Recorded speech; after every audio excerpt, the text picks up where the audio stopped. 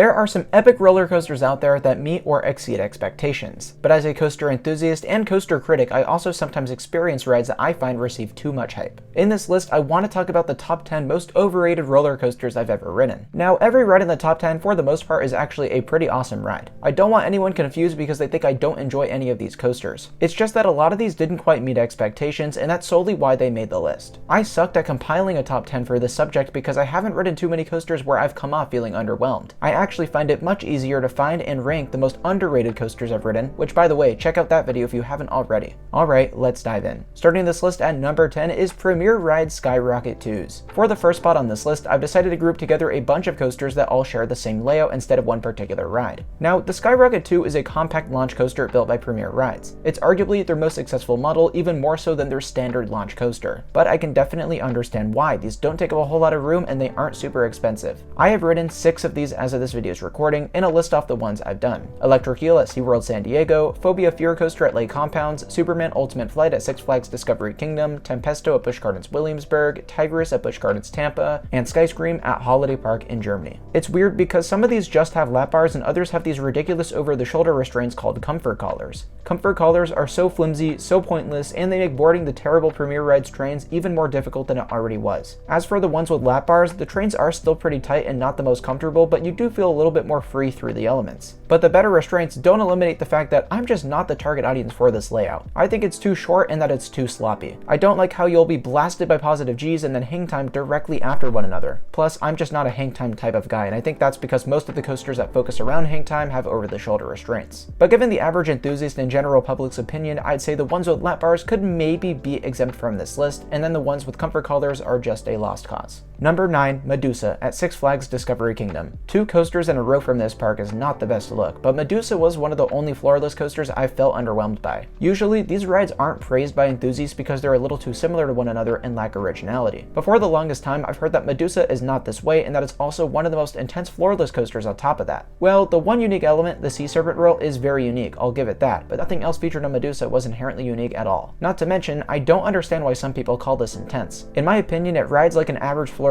coaster, maybe even below average. By no means is Medusa a bad ride, as it does complement the lineup of Six Flags Discovery Kingdom nicely, but to people that say this is arguably the best floorless coaster, I just don't get it. Number 8, Storm Chaser at Kentucky Kingdom. All the time I hear about Storm Chaser being one of the most aggressive RMCs with some thigh-bruising ejector airtime. Now, Storm Chaser does have some great airtime moments, but it isn't any better than the average RMC in my opinion. That factor combined with the short layout had me walking away not very impressed. Storm Chaser is still an RMC, so by nature it's going to be a great ride, but I wouldn't want any of you having the same expectations I had because it made the experience less enjoyable. I will say we did ride Storm Chaser on a rainy day in October, and we were never able to ride the coaster with a full loaded train. But from what I saw and what from others have told me, it didn't seem like the ride was running slow. So I don't know what the deal is. Since half of the coasters at Kentucky Kingdom were closed due to inclement weather, I'll have to come back and visit again in the future, and maybe then with some re-rides on Storm Chaser, it'll no longer be on this list. Number 7, Colossus Kampfder Giganten at Heide Park. Our first international coaster to make this list is a really interesting ride. This is a massive Intamin prefabricated wood coaster and is actually the sister ride to El Toro at Six Flags Great Adventure. With that in mind, of course I'm going to have high expectations because the sister ride is in my top 15. With this being the largest wooden coaster in Europe at 170 feet tall and 4,400 feet of length, Colossus is a stat monster. Some, I've heard, even prefer this ride to El Toro. To those people, I think that is absolutely crazy. Colossus is split into 3 halves, and the first half was incredible. The drop and first 2 camelbacks were reminiscent of El Toro, so we were off to a good start. But after those elements were over, I don't know what happened. Colossus just died. The turnaround does nothing, the speed hill gives very mild floater airtime, the helix is, I mean, look at this thing, what the heck is the point of this? And even the last few airtime hills that I expected to pick the pace back up under-delivered for me. If it weren't for the first third of the layout, which was amazing, Colossus would have been a complete dud in my opinion. But since those first few elements were amazing, I still rank this fairly well amongst my overall coasters list, just not anywhere close to El Toro. Number 6, Grizzly at King's Dominion. I know I said in the beginning of the video that every ride on this list was at least pretty good. Yeah, well, I think Grizzly is complete and utter garbage. It's the only ride on this list I do not look forward to riding. For some reason, Grizzly has this fanfare that I just don't understand. It's an old wooden coaster from 1982 that takes riders way out into the woods. On paper, it kinda sounds a bit like the Beast at Kings Island, which I'm a huge fan of. But as it turns out, Grizzly has always been one of the roughest coasters I've ever been on. In 2018 when I first rode it, I wasn't much of a fan, but I look back at that experience and said maybe it's because my tolerance for roughness wasn't as strong then. So I went to give it a second chance in 2021 and I was jackhammered to no end. It felt like someone was playing basketball basketball with my organs. Now, I do want to point out that for the 2023 season, Grizzly will be receiving a Gravity Group retrack that should do wonders for the ride experience. When I first heard this news, I felt like throwing a party because the layout is actually pretty cool. My one issue with the ride was its roughness, which will finally be cleaned up this year, and maybe after giving it a third chance, it'll no longer need a place on this list. Number 5, Taran at Phantasialand. I'm sure this one is going to piss off a lot of people, and in a way, I sort of get why. Taran is a work of art and is one of the most beautiful rides I've ever seen. The way the park integrated an intimate launch coaster into this compact theme section is brilliant. I do think Phantasialand did about as good of a job as they could have for Taran. The only reason I walked off disappointed was because I felt that it was a sort of tame experience. I would say it feels like a family thrill coaster. None of the forces did a whole lot for me. It was more so the novelty of blasting through buildings and over previous track segments where I felt like riding this thing over and over again. Now, of all the coasters on this list, I'd say Taran is my first or second favorite because it is still a great ride. My expectations were simply too high, and for that reason I walked away disappointed. That said, I will say that I've seen people rank this over rides like Maverick at Cedar Point. I get that the theming puts Maverick to shame, but I wouldn't even say it's close between the two rides which is the better coaster. But that's just my take on Taran. I still really like this ride, it just wasn't really what I was expecting. Number 4, Superman the Ride at Six Flags New England. I feel like Superman made the list for a similar reason as Taran. It's a coaster that I ride and think, wow, that was a lot of fun, but never once have I considered it to be a top 25 coaster or something like that. Come to think of it, and this is probably going to anger some of you, but I have Superman in my 60s. Now, when you consider that I've ridden 664 roller coasters, that's still really great. But for this to have been given awards for Best Steel Coaster is ridiculous in my opinion. I still know many who will rank this above Millennium Force at Cedar Point, and that's just so far from the truth to me.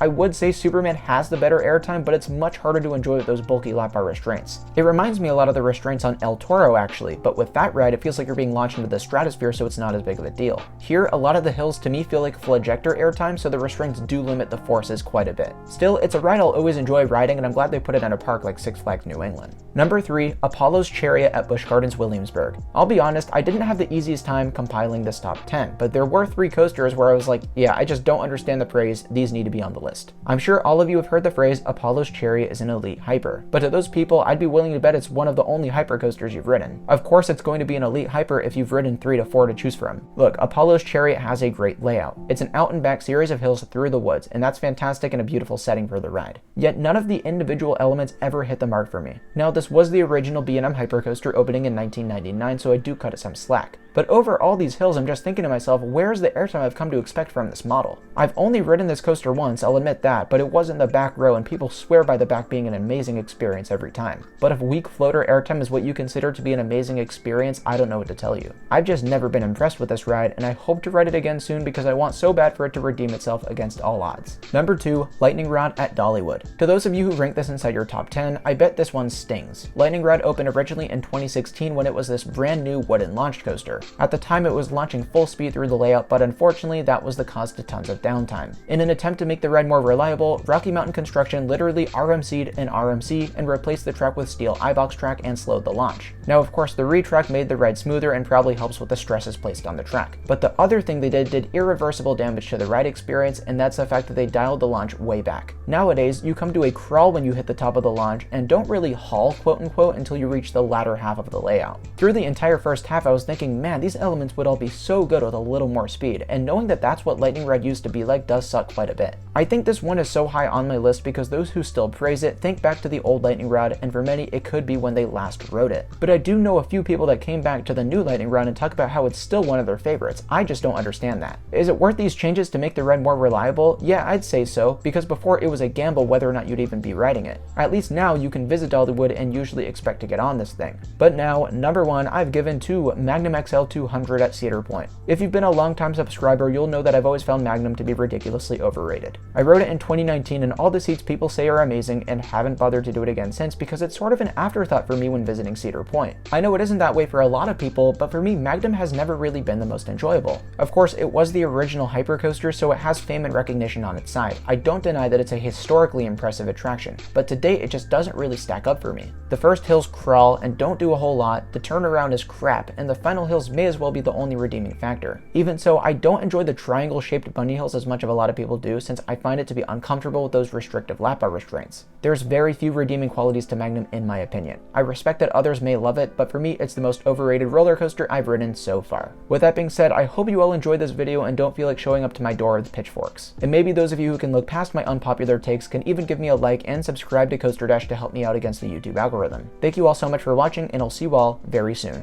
Bye guys.